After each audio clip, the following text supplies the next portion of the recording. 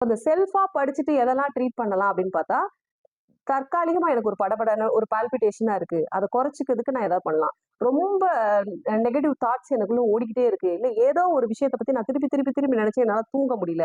அந்த நேரத்துக்கு செல்ஃபா ஏதாவது ஒரு ரெமெடி எடுத்து, இப்போ தற்சமயமா நான் தூங்குறதுக்கு ஏதாவது நான் சப்போர்ட் பண்ணிக்கலாம். இப்ப கீழ விழுந்துட்டாங்க, அழுகுறாங்க, பதட்டமாகுறாங்க. நான் ஒரு ரெஸ்க்யூ ரெமெடி குடுத்து அந்த இடத்துல ரெஸ்க்யூ பண்ணிக்கலாம். இவ்ளோதான் செல்ஃப் அப்படின்னு சொல்லி பண்ணிக்க முடியும்.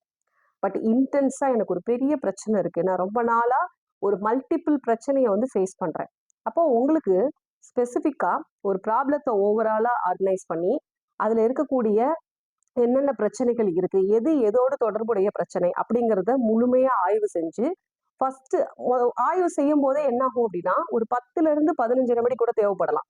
ஆனா அத உடனே குடுத்துற முடியாது. அதுல வகைப்படுத்தணும். ஃபர்ஸ்ட் லேயர் ஆஃப் அந்த ஆனியன் பீலிங் எஃபெக்ட்ல ஃபர்ஸ்ட் லேயர்ல எதெல்லாம் வந்து